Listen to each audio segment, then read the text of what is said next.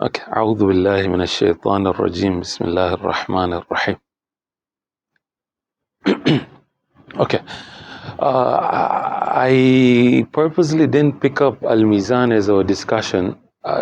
For those of you who have attended Al-Mizan discussions, it has paused for some time. I didn't want to continue with that because after this we have Ashra again. And after Ashra, I don't know what will we have again, so we'll not be able to continue with our discussion. So I picked up this discussion, which I believe is an important discussion. We have touched on it. For those of you who had attended the Karbala series, you remember we had mentioned about the types of Shias. I've just very quickly mentioned Shias and the types of Shias and all that when I was discussing Abu Mikhnaf.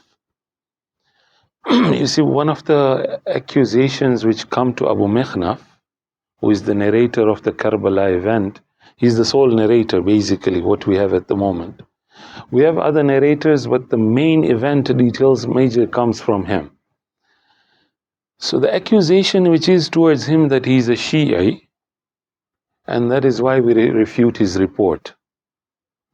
Okay, that's what the Sunni world is presenting as. So it's important to go through this evolution of the term Shia.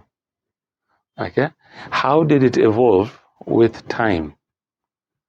Okay, with the term Shia will come the word Rafidi.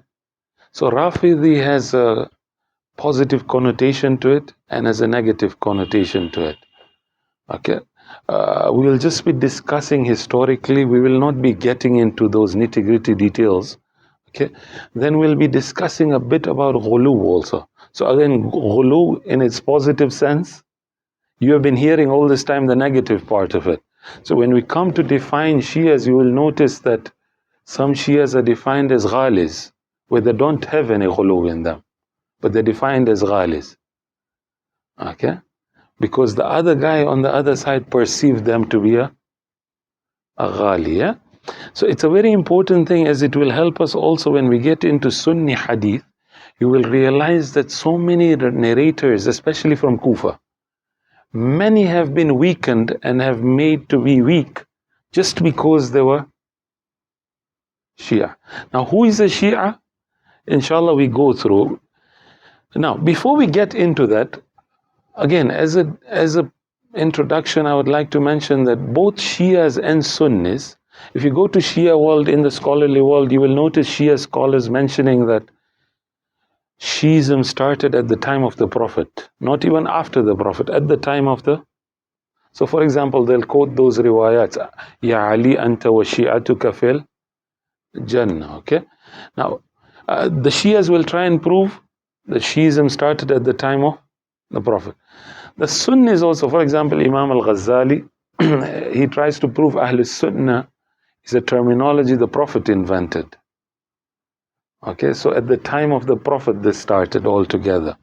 Okay, now we are leaving these biases aside. We are just looking at what history happened in history, what is narrated in history. We will not even put footnotes so that it will be upon you to just go and further look into it. Okay, so now as you all know, the literal meaning of Shia is what? A follower, a supporter, a partisan. Yeah? Now, after the death of the Prophet, especially towards Uthman's time, the third caliph's time, this is where this terminology came in a literal sense. In the literal sense, okay? Not the terminology sense, the literal sense. So there were three groups divided. There was Shia Ali, there was Shia Uthman, and Shia Muawiyyah. So these groups were all followers and supporters of these three. Sawa. Okay. So the words used were Shia. I'm trying to only focus on the word Shia. Yeah. Now, there's a discussion. When did the Shia Uthman come up? There's some who say at the time of Uthman. Some say when Uthman passed away.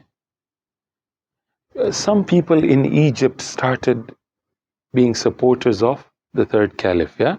And that is where this whole Shia Uthman came up into being, yeah? Supporters of the third caliph. Now, as a side note, this is in the 7th century. In the 9th century, you have a sect called Uthmaniyah. So please don't confuse now. They still believe, their belief is the same. They believe that Uthman was higher than Imam Ali, okay? Sawa. They even believe that Imam Ali didn't even qualify to become a caliph also. This is Uthmaniyah in the 3rd century. But let's not confuse it with the followers of Uthman. The Shia Uthman was something which was created in the early Islam, after Uthman's death or in the Uthman's time.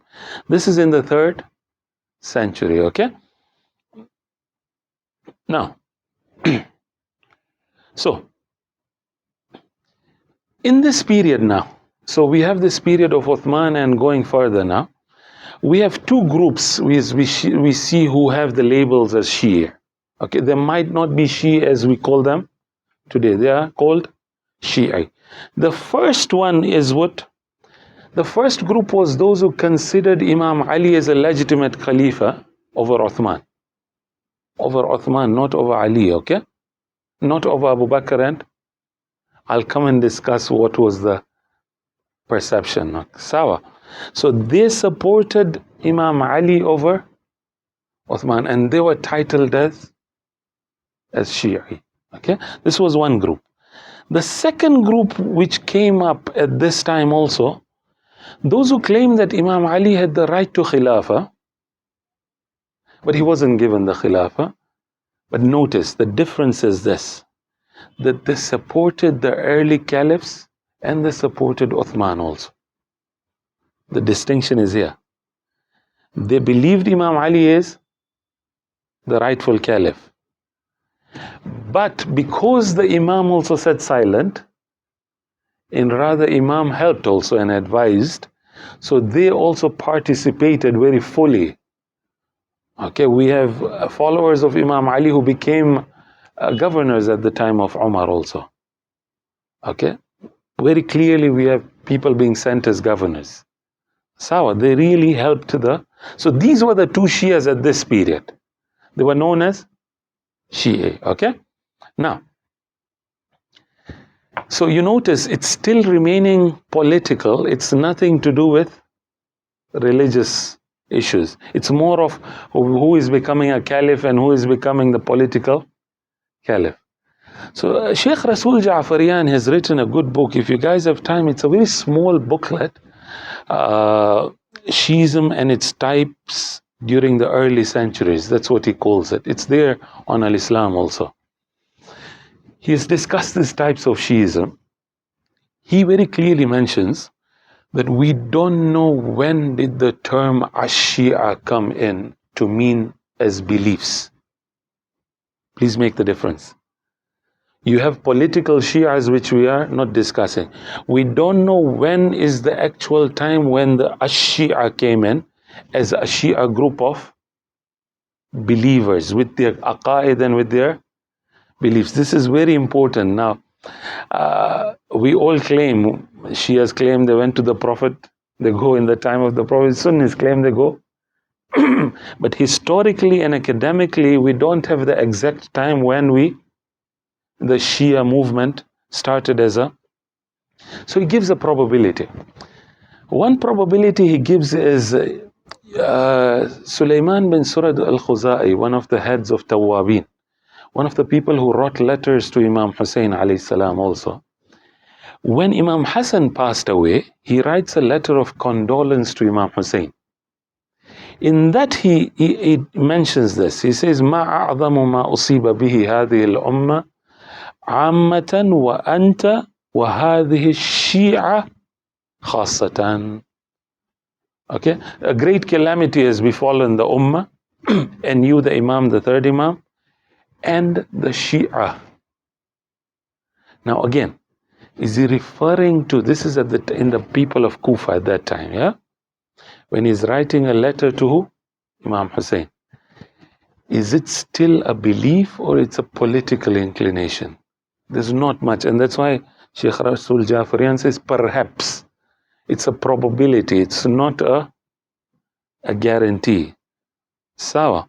So for example, Ayatollah Subhani also mentions that the term Ahlus Sunnah came up at the time of Umar ibn Abdul Aziz. Yeah, at the time of the sixth Imam, fifth and sixth Imam, where he wrote a letter and he says, he mentions that وَقَدْ عَلِمْتُمْ أَنَّ أَهْلُ السُّنَّةِ يَقُولُونَ. You know that Ahlus Sunnah say this. So this term Ahlus Sunnah also academically came up at the time of Umar ibn Abdul Aziz, okay? So you see now, but we all are trying to go back to the Prophet, okay? So I hope I am clear till here. Now, before we get into the types of Shias mentioned, I would like to mention 2-3 introductory points. This will help us clear out our discussion. And I would like your attention. I know these are a bit theoretical discussions, but your attention will make it a bit iller. First is the issue of Nas. Nas meaning what? Do we have a clear statement from the Prophet saying that he left a successor behind or not? There are 5 or 6 opinions in this here in the Muslim world. Okay? The Shia opinion, which we know, that they say that the Prophet left a clear successor behind, which I'm not going to discuss. The second opinion, these opinions are very important to know so that we know the evolution of this terminologies we work with. Okay? So, in the 3rd century or the 4th century, Al-Jahiz is one of the Mu'tazilite scholars. Some call him Uthmaniyya also. He was one of those Uthmanis also. I don't know if he was or not, but he was a Mu'tazilite. He believes that the Holy Prophet never left a clear, explicit instruction. Rather, the Quran gave us qualities of a leader, and we were supposed to go find out who is the leader. Okay, some of the Shia scholars now inclining towards this, for example. Sayyid Kamal al-Haydari. One of the things one is mentioning in his lessons was this, that can we explore this option also? Okay, that we go look at the definition of a leader in the Quran, and then we go see in history who gets and fits into this leadership. Okay, this is one theory. Sawa. So we don't have names, but we have qualities. Ibn Taymiyyah in the 8th century, you know, he's a famous scholar in the who the Wahhabis and the Salafis really like to follow. He offers 2 more opinions, rather 3 more opinions in regards to the Sunni. The Sunni world has 2 opinions, and one, the Bakriya opinion. I found out when I was reading, there was a sect called Bakriya also. Okay, the followers of Abu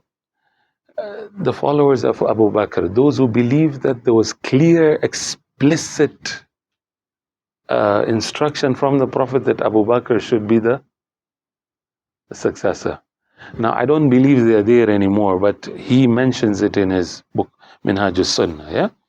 But he mentions the 2 majority opinions of within the Sunnis. You'll be surprised. The first opinion he mentions is, he says there's some within the Sunni world who believe that the Prophet left implicit instructions, not explicit, implicit. Okay, he made ishara during his lifetime that who should be but he never clarified who should be. He never mentioned with name, but he kept on making pointers that if somebody sits down, he will find out that he's the leader. Okay, this is a venue also to explore that implicit instruction. So they also believe in the implicit instructions.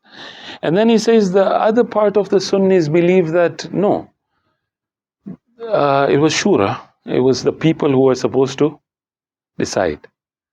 So he himself, Ibn Taymiyyah, inclines towards the implicit instructions. He believes that the Prophet left implicit instruction, but on the caliphate of the first caliph, Abu Bakr. He says there was no need, very strangely, in his Minhaj al-Sunnah, he mentions there was no need for the Prophet to mention the name Abu Bakr, because Abu Bakr's qualities were so clear that the Prophet didn't need to mention him. You get me now? Was it really clear? If it was really clear, why did the Muslims then, the Sahaba, were really dumb that they couldn't make it up, They couldn't make up very clear instructions or very, what was happening at that time, Okay? But this is his inclination, okay? So we have, in regards to Nas, we have the Shias, okay? We have the Mu'tazilites, and then we have the three more opinions which Ibn Taymiyyah presents, okay? This is introductory point number one. You will notice it helps us as we go through. The second introductory point is the issue of tafdeel. Within the Sunnis, you will notice, I don't know if you're following the polemics in the Sunni world, for those who are speaking from Saudi Arabia, they praise who? Muawiyyah, yeah? So, whenever somebody doesn't praise Muawiyyah, there's clearly a tag on him that you are a tafdili. So within the Sunnis now, we have groups. Okay? So let me again go through the opinions. Again, I come to Ibn Taymiyyah because Ibn Taymiyyah is somebody who speaks for Sunnis today with his opinions. So he mentions, this is again an opinion which needs to be, he says that he uses the word also, ash-Shi'atul ula. Notice the word he's using, ash-Shi'atul, the first Shi'as who are the companions of Imam Ali, they without any doubt believed in the superiority of Abu Bakr and Umar. Do you see the picture which is being painted? Okay, that the Shia of Imam Ali, and really we'll come and see the Shia of Kufa believe in this.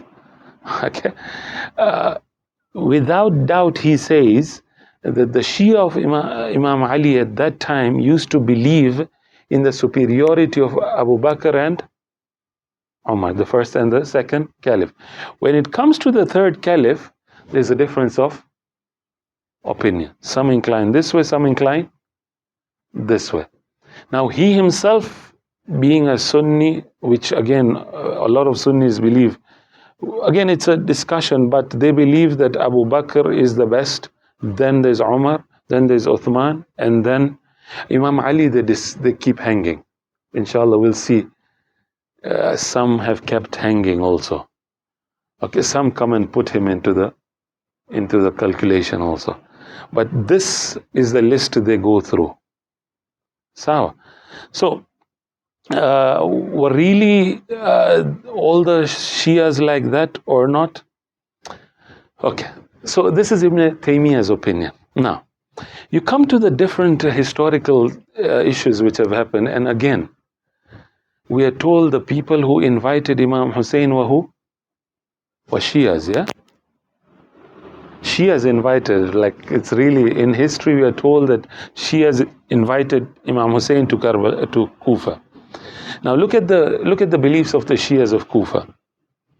The Shias of Kufa were very clear in their beliefs. They used to believe in Abu Bakr, Umar, and then Ali. They didn't used to believe in Uthman. Do you see the Shias now? Okay? One of the terminologies of Shia in that time was that they used to believe in Abu Bakr, Umar, and then these were the Shias of Kufa. Okay?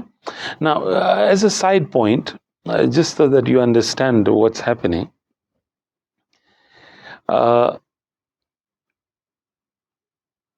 so this was the Kufans. The Ahlul Hadith of Basra now, opposite now. Okay, I'm just mentioning so that you know what's the opposite.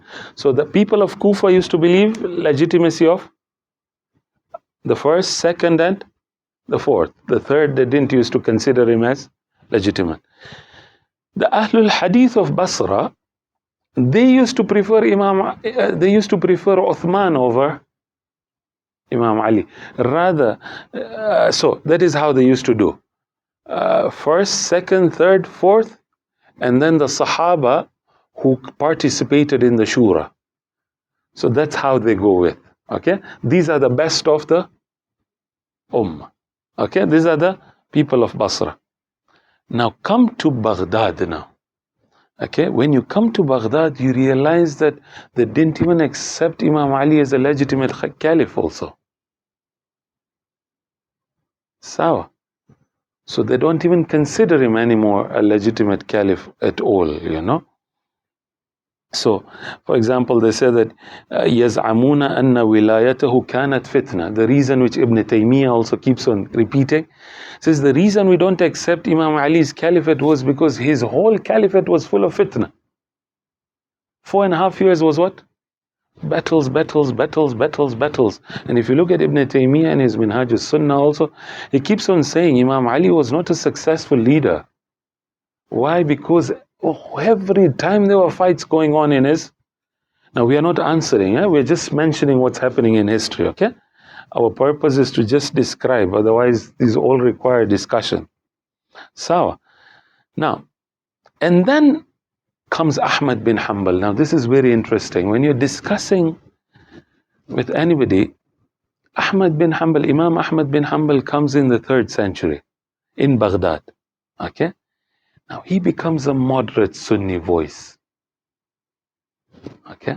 In Baghdad we said Imam Ali's legitimacy was not accepted. He comes and says no. We accept, we say that anybody who can lead as a 4th caliph, it's not a problem. So when is his legitimacy now being accepted? In the 3rd century, slowly, slowly. Sunnis opposed him. The people who opposed him, and you'll notice as we go further, you will notice. But he was somebody who insisted, even during the end of his life, they say that مَنْ لَمْ يُرَبِّعْ بِعَلِيٍّ. This is a beautiful statement, فَهُوَ أَضَلُّ مِنْ حِمَارِ أَهْلِهِ. So anybody who doesn't consider Imam Ali as the 4th caliph, then he's misguided than the donkey also. Okay, a donkey who gets misguided. So he was really insisting on this issue. And that's how they say that slowly, slowly, in the Sunni world, the legitimacy of Imam Ali started getting acceptance. Okay, you will notice. So Imam Ahmad bin Hanbal is 3rd century. Look at 2nd century. Imam Malik is 2nd century with his student Layth bin Sa'd. There's a beautiful conversation between him and his teacher. So Layth bin Sa'd, who is the student of Imam Malik, Imam Malik writes to him, and Layth replies to him. It's a huge letter, but in that letter, very strangely, when he describes Al-Khulafa al-Rashidun, the student of Imam Malik, notice it says Al-Khulafa al-Mahdiyyun al-Rashidun, Abu Bakr wa Umar wa Uthman, thumma walla Umar ibn Abdul Aziz. Where is Imam Ali's name? Not there. Imam Hassan's name? Not there. You see what's happening? Alaykum salam. Can you see how the whole Umayyad dynasty started playing with the Ali and the Alawid movement, okay? And this is what they were, Imam Ahmad bin Hanbal comes to fight, okay? I hope we're clear, okay? So the first was Nas issue. Okay, do we have a clear, explicit instruction? Number 2 was Tafdeel. Who is preferred, okay? Is it Imam Ali? Is it Abu Bakr? Is it Uthman? Is it, okay? We discussed that. The third introductory point I want to mention, and that get into our discussion, inshallah, very quick. The other thing to keep in mind when we're studying history, and especially when we're studying the Sunni Hadith history, the Umayyads come to power, a lot of Shiites started getting under, they're now being followed, yeah? And they start getting weakened also. Their credibility is questioned just because they claim to be. So for example, Ibn as-Saqqa in the 4th century, he's a Sunni muhaddith. Okay, he's not a Shi'i also. He's a Sunni according to today's standards. He quotes this one merit of Imam Ali in the mosque, Hadith al-Tayr. Hadith al-Tayr is that the Prophet had food, and he says, "Oh Allah, send the best of your creation to come and eat with me." And Imam Ali then came in. So the Holy Prophet says, this Hadith al-Tayr, some have tried weakening it. There is authentication for it also. But some have tried. So Ibn al-Saqqa mentions this one hadith in the merit of Imam Ali in the mosque. They say he was expelled from the mosque. Not only expelled from the mosque, but was confined to his house. Even more further, they say that the place where he sat in the mosque, they had to wash it because he became najis. Okay, if you guys have time, read this book. Jonathan Brown is one of the white Muslims in the Western academia. He has good books on hadith, on the Sunni books. So he has a book called Canonization of Bukhari and Muslim. He quotes there in his book. So notice what's happening. One hadith in the merit of Ali and where it goes. Or for example, Hassan al-Basri, for those of you who know, Hassan al-Basri was a famous tabi'i. He was not a Sahaba, he was a tabi'i. It's famous that he quoted mursal narrations. Mursal narrations are, I didn't meet the Prophet and I say, Qala Rasulullah. So how do I quote it from when I didn't meet the Prophet? So he is very famous for quoting mursal narrations. So he was asked, so Al-Dhahabi quotes this in his book, he says that, why are you quoting so many mursal narrations? You say Qala Rasulullah when you have not even met him. So one of the reasons he gives is that because some narrations I've quoted from Imam Ali and I can't mention his name, and that is why I'm saying Qala. Can you see the type of environment this whole thing is getting into? Sawa. So 3 introductory points. I hope we are clear with that. So now we come to the usage. There's 6 meanings I've come out with. Inshallah, if I have time, I'll just mention some other more very quickly. But 6 meanings for Shia. So Shia comes with it Rafida, comes with it Ghali. So as I mentioned, the positive and negative meanings to it. So notice, the first meaning of a Shi'i is anybody who claims to love Ahlul Bayt, Imam Ali and Ahlul Bayt, is a Shi'i. He's branded to be a Shi'i. Not even a Shi'i, he's branded to be sometimes even branded to be a Rafidi. Do you get me? So a famous example, Imam Shafi'i. Imam Shafi'i, nobody denies he's a Sunni, yeah? Okay? But in his famous poetry, they say that you have become a Rafidi. You see this? They were telling him that he has become a Rafidi. So in the end he says that should the love of the wali be Rafid, then I'm a Rafidi, no problem. So loving Imam Ali is considered as the Rafid, then sawa, no problem. I'm a Rafidi, no problem. Do you get me? So just loving the Ahlul Bayt was considered something. You claim to be a Shi'i and you claim to be a Rafidi. Now there's another meaning, some say, because there's another another poem by same Imam Shafi'i, where he says that I prefer Ali over everyone else. So some say that because he gave preference to Imam Ali over everyone else, other Sahaba, that is why he was considered a Rafidi. Do you get me? Sawa. This is the first meaning. Sawa. Second meaning, it gets very strange also when you study this. Mentioning the merits of Imam Ali only. Khalas. So if you mention the merits of Imam Ali, you're considered a Shia. Okay? Now, please keep in mind, the Sunnis who didn't consider Imam Ali to be superior, they considered Abubakr, Umar, Uthman, and then they just mentioned merits of Imam Ali and they were considered as, some were even killed for just mentioning the merits of. So for example, the famous Tabari, the Sunni historian, for those of you who have read his Tafsir al-Tabari, Tarikh al-Tabari, which gets quoted a lot. Even for Karbala, a lot of Ibn Abu Mikhnaf, we're taking it from Tabari only. Yeah? So Tabari is the famous Sunni historian. He is considered, so for example, La ilaha al-Dhahabi in his Al-Mizan al-I'tidal mentions that فيه تشيع يسير. He's a bit Shia. Why?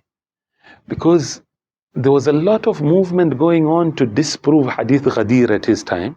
So he wrote an article and a paper on Hadith Ghadir. Because he wrote a paper on Hadith Ghadir, to prove Hadith Ghadir, he was considered a فيه تشيع يسير. He's a bit Shia. But then he says, وَمُوَالَاتْ لَا تَضُرْ. He also has love towards the Ahlul Bayt, but it doesn't harm. It's not that extreme. So you see, this is the second level of tashayyu. Or for example, Imam Hakim al-Nishapuri. These are all Sunni scholars. The 4th, 5th century scholar. Hakim al-Nishapuri, his contemporary Khatib al-Baghdadi calls him a Shi'i. But some Sunnis have called him a Rafidi, hardline Rafidi. Why? Because he quoted 2 hadith in his Hakim, and he was approving and authenticating hadith related to the Ahlul Bayt. And that is why they considered him a hardline. So 2 hadith he authenticated, and he was considered a Hadith Ghadir and Hadith al-Tayr, which I mentioned, the food part, okay? So Dhahabi then had to come and defend him. In the 8th century, Imam Dhahabi comes and defends him and says, Baba, he can't be a Rafidi. Yes, he is a bit Shi'i, but he can't be a Rafidi because he believes in Abu Bakr, Umar and Uthman, and then Imam Ali. He's quoting pro-Uthman riwayats in his books. Further than this, what proof do you want that he is not a Rafid? Okay, that's the second meaning. The third meaning, this is even more strange. So showing enmity towards Muawiyyah was considered as Rafd and Shia. You just show your enmity towards Muawiyyah. Okay. So Imam Shafi'i again. Imam Shafi'i wrote a paper proving who is a rebel. Who is a rebel. The example he used was Imam Ali's example with Muawiyyah. So the whole battle of Siffin, because that famous hadith, the Prophet told Ammar that taqtuluka al-fi'atul baghi, a rebellious community will kill you. Yeah. So Imam Shafi'i took this and used this as an article and a paper to prove that a baghi and a rebel is who? Muawiyyah. He was accused of being a Shia. So now we have to explain, I'm not a... Do you see how the term goes on, okay? Or for example, Imam Nasa'i, Sunan al-Nasa'i is considered the 6 books of the Sunnis, yeah? Sunan Nasa'i is one of the 6 books. So notice, the Sunni scholars say, Ibn Khalliqan says, وَكَانَ يَتَشَيَّعْ. Or Ibn Taymiyyah says, وَتَشَيَّعَ بَعْضُ أَهْلُ الْعِلْمِ بِالْحَدِيثِ كَالنَّسَائِ.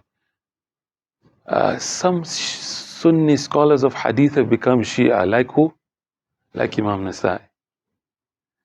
Like why? So for example, Dhahabi says, فِي قَلِيلِ التَّشَيُّعْ.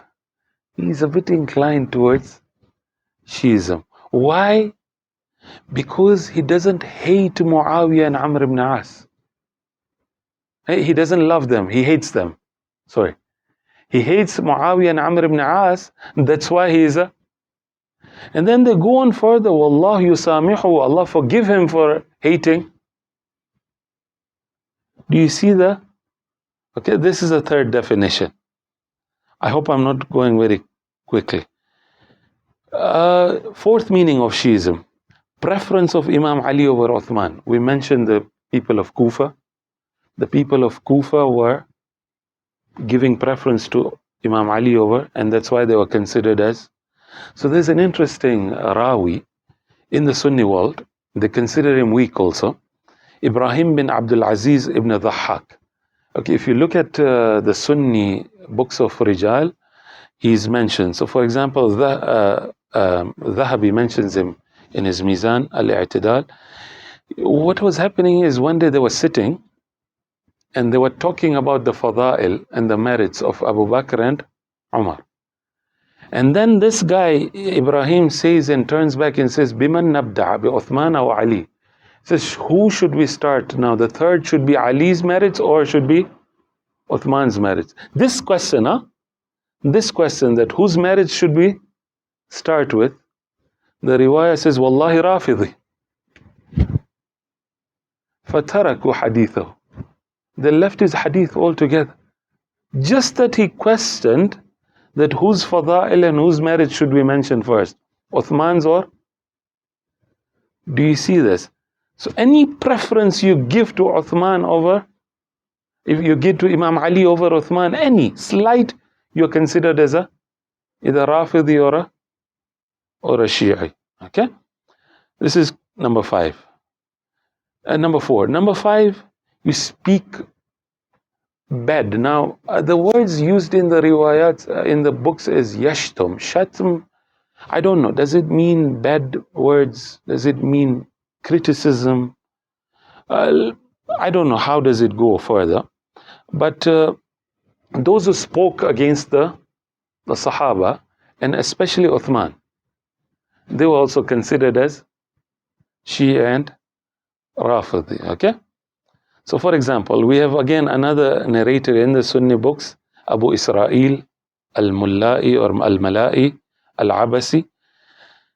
So they say that كان عبد الرحمن لا يحدث عنه. Abdul Rahman didn't used to narrate from this narrator. Why? Because kana yaghlu. Please now, the word ghali comes in. Kana yaghlu fi tashayyu. He was a ghali in tashayyu. Why? Because fayashtum Uthman. He used to criticize or speak badly about Uthman. Because he used to speak badly about Uthman or criticize him, he becomes a ghali. So he's a ghali tashayyu, ghali shi'ana.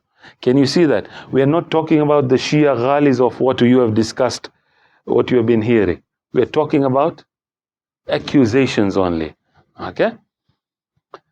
Or we have another narrator, Musawwar bin As-Salt, who kana ghaliyan fi tashayyu yashtum as-salaf.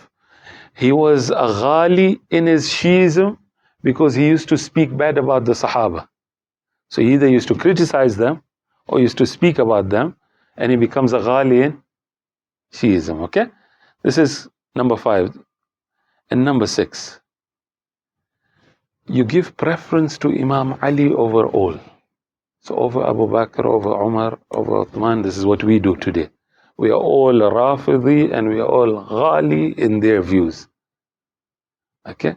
So Ibn Hajar al-Asqalani, the famous, they call him Amir al-Mu'mineen fil Hadith. Okay? He's the scholar of Hadith. If you want to study Hadith of the Sunni world, Ibn Hajar, okay, al-Asqalani. So he defines, he summarizes everything. He says, what tashayyu'? Who is a Shia? Shia is somebody who loves Imam Ali and he prefers him over all the Sahaba, not over Abu Bakr and Umar. Please get the difference.